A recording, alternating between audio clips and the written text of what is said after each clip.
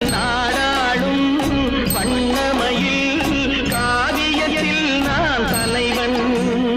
நாட்டில் உள்ள அடிமைகளில் ஆயிரத்தில் நான் ஒருவன்.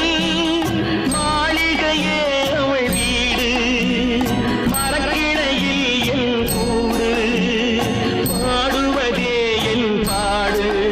இதில் நான் வந்தமா நெஞ்சை நாடுவதெங்கே கூறு. ஓடும் மேகங்களே ஒரு சொல் கேளீரோ, ஆடும் மனதிலே ஆறுதல் தாரீரோ.